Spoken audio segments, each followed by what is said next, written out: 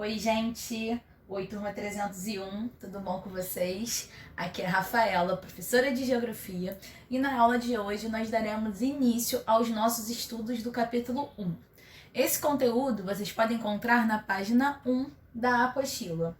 O capítulo ele tem como tema formação da Terra e na aula de hoje nós vamos nos dedicar a entender a estrutura interna da Terra, beleza? Então vamos lá. Nosso ponto de partida vai ser entender qual é a forma da Terra. Se eu perguntar para vocês qual é a forma da Terra, vocês vão responder para mim meio que automaticamente que ela é redonda ou que ela é esférica, enfim. Só que na verdade a forma da Terra é um geóide. Por que é um geóide? Porque isso significa, que é uma esfera levemente achatada nos polos, certo? A Terra ela não é uma esfera perfeita. E o formato, que a Terra tem, na verdade, é chamado de geóide, certo? Durante muito tempo, a humanidade acreditou que a Terra era uma esfera maciça. O planeta era como se fosse uma coisa inteira, composto basicamente por rochas. Só que os estudos foram evoluindo, as informações foram chegando e a gente conseguiu chegar à conclusão que o planeta é constituído basicamente por 3 camadas. Que camadas são essas? A crosta, o manto e o núcleo, certo? A gente vai ver que o fluxo de calor interno ele vai se propagar com facilidade até a superfície, porque a crosta, a gente vai estudar ela mais a fundo daqui a pouquinho, ela é pouco espessa. Além disso, ela também é fragmentada em vastas placas rochosas que estão em movimento. Essas placas rochosas que estão em movimento são as placas tectônicas que nós também vamos ver numa próxima aula. Isso também já é spoiler do que a gente vai ver mais pra frente. Beleza? Como eu já comentei, o planeta ele é constituído basicamente por 3 camadas, E essas camadas elas estão separadas por descontinuidades. Que são essas descontinuidades? Basicamente são limites definidos por mudança na densidade e na composição dos materiais, certo?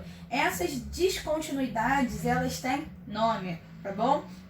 A crosta ela vai se encontrar separada do manto pela descontinuidade de Morrokovich, certo? Que se localiza ali em profundidades que vão variar entre 30 e 70 quilômetros. Já o manto ele vai estar separado do núcleo pela descontinuidade de Gutenberg, tá bom? Essa já vai estar localizada bem mais profundo, a cerca de 2.900 quilômetros de profundidade. Então agora, galera, vamos ver, mais a fundo, cada uma dessas camadas da Terra, tá bom? A gente vai ver primeiro a crosta terrestre, certo? A definição de crosta, gente, que vocês têm que ter bem claro na cabeça, é que a crosta é a camada superficial sólida que envolve a Terra, certo? Tenham isso bem claro na nossa cabeça, que isso é fundamental, tá bom? Em alguns lugares, a crosta ela pode chegar a atingir 90 quilômetros, mas geralmente ela se estende por aproximadamente 30 quilômetros de profundidade, tá bom? Ela é a primeira camada da Terra que a gente aponta.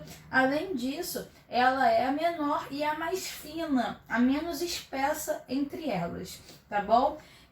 Fisicamente, ela também vai ser menos rígida, tá bom? E ela vai ser subdividida em 2 camadas. Que 2 camadas são essas? A crosta continental, ou que pode também ser chamada de crosta superior, que possui uma espessura de 20 a 70 quilômetros, certo?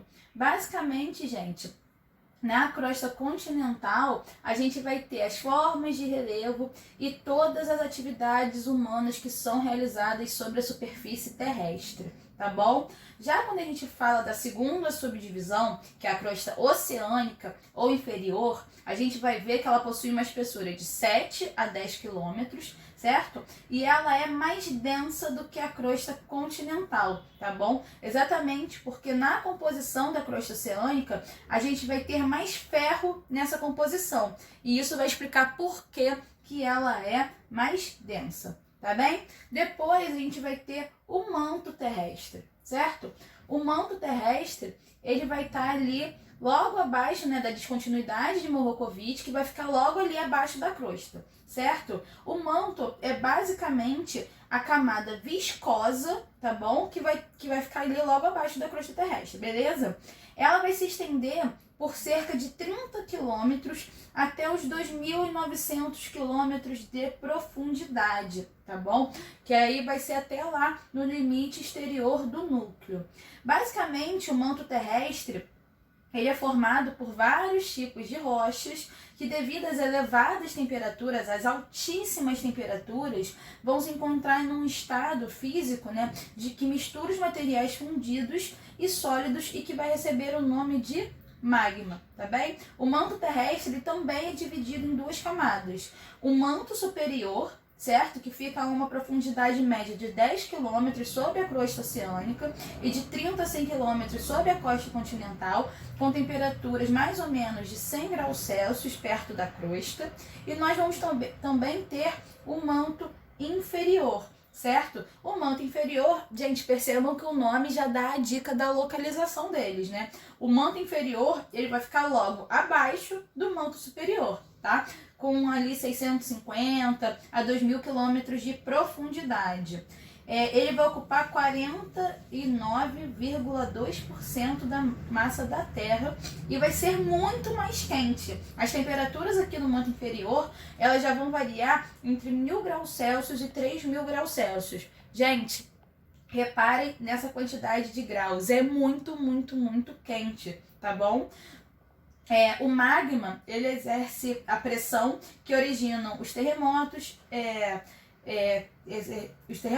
o vulcanismo, enfim. Esse magma em movimento vai ajudar a gente a entender o movimento das placas tectônicas e, consequentemente, esses terremotos, esses vulcanismos, mas como eu já adiantei, a gente vai ver isso numa próxima aula, tá bem? E a parte mais interna do nosso planeta é o núcleo, certo? O núcleo é a parte central do planeta. E esse núcleo a gente também vai ter duas partes, né? Duas aí subdivisões. A gente vai ter o núcleo interno, certo? Composto por ferro e um pouco de níquel, que mesmo em temperaturas em torno de 5.000 graus Celsius, ele é sólido. Por que mesmo com a temperatura tão elevada ele vai ser sólido? Devido à pressão. Olha o nome, gente, ele é o núcleo interno, ele é a parte mais interna de todas do nosso planeta. Então a pressão vai ser elevadíssima e vai fazer com que os átomos do núcleo interno eles fiquem compactados mesmo com essa temperatura tão elevada, tá bem? E nós também vamos ter o núcleo externo. Mais uma vez, o nome ele vai dar a dica pra gente, né? O núcleo externo ele vai basicamente envolver o núcleo interno, tá bom? Mas as temperaturas vão ser um pouco menos altas, vão ser ali por volta de 3.000 graus Celsius e ele já vai estar ali no estado líquido, ele já não vai ser sólido. O núcleo externo ele possui uma extensão de 2.900 km até 5.150 km, tá bem? Todo o material do interior da Terra, né, no caso o manto, ele encontra frequentemente a possibilidade de chegar à superfície através das erupções vulcânicas, das fendas oceânicas, certo? E agora também vocês devem estar se perguntando, né? Como que a gente consegue ter tantas informações acerca da estrutura interna da Terra, né? Basicamente, todas essas informações que a gente tem sobre essa estrutura interna da Terra, elas são resultado do estudo das propagações sísmicas, que ocorrem exatamente nessas camadas inferiores, que são captadas por um aparelho chamado sismógrafo, certo? Esse aparelho sismógrafo, volta e meia, ele aparece em filmes, vocês já devem ter visto. Que ele é o mesmo que mede a intensidade dos terremotos, certo? Então, a partir da interpretação e análise dos dados do sismógrafo, nós fomos capazes, né, de desenvolver os estudos da estrutura da Terra, principalmente por meio de uma ciência chamada geologia. Tá bom, galera? A gente vai ficar por aqui. Para a gente poder fixar os conteúdos vistos na aula de hoje, vamos fazer os exercícios diversos 1 e nós também vamos ter a atividade devolutiva número 1. O que nós vamos fazer de atividade devolutiva? Vocês devem explicar, certo? A estrutura interna da Terra. tá bom? Que foi o tema da nossa aula de hoje. Ilustrações são fundamentais e serão avaliadas. E essa atividade, galera, deve ter uma página, tá bom? Então, caprichem. Um beijo, até a próxima. Tchau, tchau!